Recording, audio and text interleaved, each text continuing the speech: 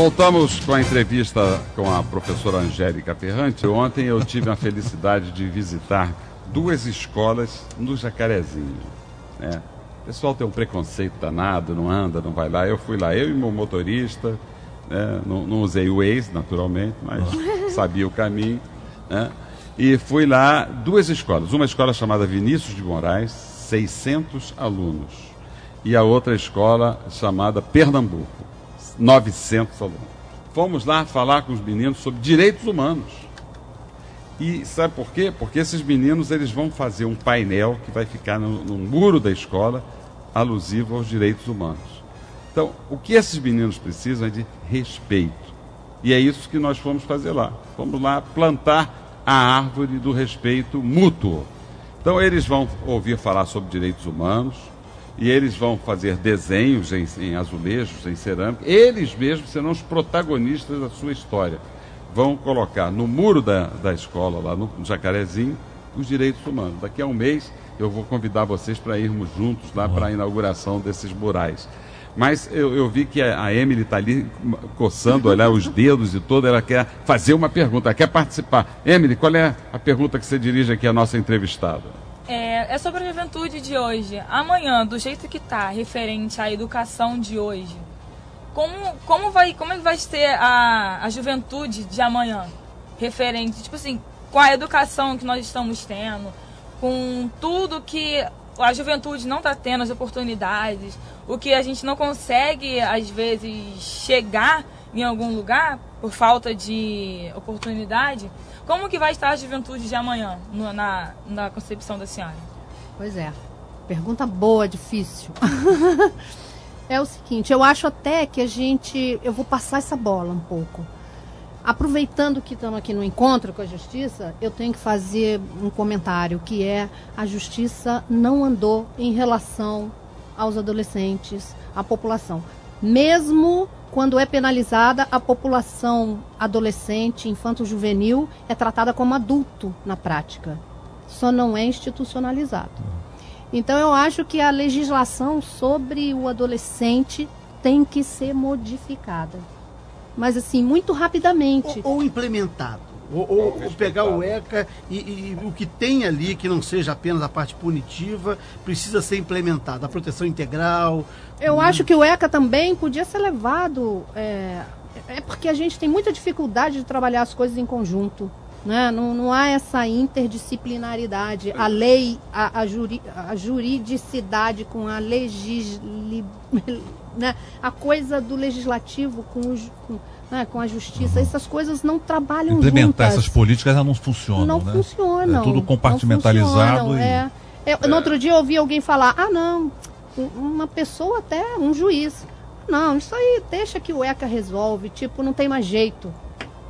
Mas inclui a justiça fora disso, porque tudo que a justiça entra, ela atrapalha. E porque todo mundo bota uma expectativa muito grande na justiça. Por exemplo, a justiça só deve ser chamada quando há conflito. Então, se houver respeito à lei, o Estatuto da Criança e Adolescente, e isso compete basicamente ao prefeito, né? O prefeito César Maia, que está fazendo aí umas praias bonitas lá em Eduardo. César Maia fez coisa pior. Mas esse aqui pelo menos... É o pupilo do César Maia. O pupilo do César Maia, o César Maia filho, Eduardo Paes, tem o nome de Paes, mas é filho. Bom, ele fez uma praia lá em Rocha Miranda. Eu quero dizer que isso é uma coisa boa, porque a gente está falando aí dessa questão da falta de lazer. Teve um piscinão também, né? Fez um piscinão lá está chamando de praia de Rocha Miranda. Isso é uma coisa legal. E ele também está fazendo um investimento bom na educação. Essas escolas do amanhã têm dado bons resultados. Quer dizer, eles sabem o que é que tem que fazer. Eles têm a receita para fazer o bem. Não fazem porque não querem. E tem recurso. O Rio de Janeiro, a cidade do Rio de Janeiro, o município do Rio de Janeiro, é um município riquíssimo. Se nós tivéssemos só o orçamento do município do Rio de Janeiro, nós estaríamos...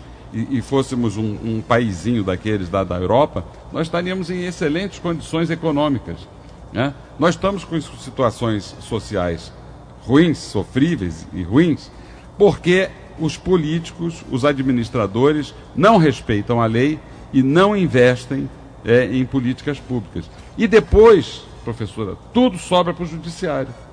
Por isso que o juiz fala, não, isso é lá com o ECA, porque ele não quer aplicar a lei também, porque ele não tem condições de construir escola, de construir creche. Isso não é tarefa do juiz, né? Mas ele também tem que ter a responsabilidade de não dar uma resposta tão irresponsável assim. Por isso, no curso de formadores, de formação de formadores, nós ficamos analisando a figura do juiz. Lá nessa escola, da Escola Pernambuco, eu perguntei, eu me apresentei, né? Falei, eu sou um juiz. Vocês sabem o que é um juiz? Aí as crianças respondem, sei, é o que condena. Olha que imagem. Olha que imagem que nós temos. Nós somos aquele que condena, nós não somos aquele que realizamos a justiça. Que garante direitos. Que garantimos direitos, não somos. Eu tive que fazer uma palestra lá para os meninos dizendo, olha, o juiz também casa, casar é bom, né? Separa. O juiz também separa é ruim, mas às vezes é bom. O juiz às vezes é bom. O juiz faz coisas boas, garante direitos da criança. E fui falar tantas outras ações, atividades que nós fazemos, mas nós somos reconhecidos por aquilo de ruim que a gente faz, porque é o que prevalece. A ouvinte Iramar, professora, Iramar Fragoso da Penha, lá do bairro da Penha, ela pergunta assim, como a professora vê essas notícias de adolescentes sendo expostas nas redes sociais em fotos nuas? Pois é. Vou voltar à educação, né? Eu acho que a internet, essa exposição, não é uma coisa ruim quando tratada da maneira, com bom senso, né? É preciso ter bom senso para tudo, né? E eu não posso também, ninguém pode culpar pai, mãe, juiz, porque a gente está vivendo o século XXI. Não. As pessoas com 14, 15 anos têm toda a autonomia do mundo. E não existe um mal em si na nudez, não né? Existe um mal em si na nudez, né? Perfeito. Eu acho que tem que ser colocado de maneira... Né, mas tem uma outra coisa que está além, talvez, né? Num caso específico, é a disposição da intimidade do outro, né? Tem uma perversidade aí. Tem agora, recente, agora esse caso agora do ator. Mas aí. Existe uma coisa do tempo presente que é a espetacularização, né? A sociedade do espetáculo. Né? Esse é até título de um livro do Guy Debord. Né? Tudo virou espetáculo. A pessoa tira a fotografia do prato de comida e posta na rede social. Né? Eu hoje comi ovo frito. Aí fotografa o ovo frito e põe, né, na rede social. Tudo virou objeto da Fica só nesse exemplo, tá? Fica, né? Só nesse exemplo. Só desse exemplo. Né? Tudo virou objeto da exposição. E há uma tirania da vida privada. Né? Algo assim que todo mundo expõe tudo, se expõe o outro. E entra essa questão da exposição da intimidade do outro com um certo sentido de causar dano, uma certa perversidade, que permeia a coisa da não formação, né, para uma vida sexualmente saudável. Pois é, eu me lembrei... Falta educação sexual também nas escolas. Com certeza. Me lembrei também de um outro livro chamado Tirania da Malícia, que é um livro muito interessante também em relação a isso. A perversidade perpassa todas essas situações, com certeza. E no mundo de hoje... Mas a pergunta, me parece, foi que a própria pessoa tira fotos e ela mesma... Me parece que foi isso. Mas está todo mundo muito impregnado com essa história do Pedro II, não é, professora? Pois é. Está todo mundo, o que eu tenho ouvido. A pessoa fala da exposição na mídia. O que a pessoa quer chegar mesmo são os meninos que, tendo relações sexuais com uma outra menina, filmaram e colocaram na rede social para poder causar dano à menina e foram expulsos do Pedro II. Né? Não foram. Não. Serão. Eles não terão a matrícula renovada. Né? Então, acho que as pessoas estão discutindo bem essa questão hoje. Né? Pois é, e acho que tem essa coisa também de, num certo sentido, as pessoas já se veem, os adolescentes já se veem nos seus lugares, nos seus postos sociais. Quer dizer, minha mãe, eu estava entrando na barca um outro dia e um menino esbarrou em mim, um altão, tinha uns 15, 16 anos. Aí eu falei, sei lá. E aí ele falou, fica calada, sei lá, alguma coisa assim. Eu falei, nossa, mal criado. Aí ele falou, virou para mim e falou, minha mãe é juíza. Você quer que eu ligue para ela e diga que você está me maltratando? Então eles têm essa noção de que não vai acontecer nada. Depois me diz o nome dessa juíza aí. Rogério Salles, obrigado, Rogério, lá de Niterói. O embargador Damascena disse assim, vocês falaram que o jovem não tem oportunidade.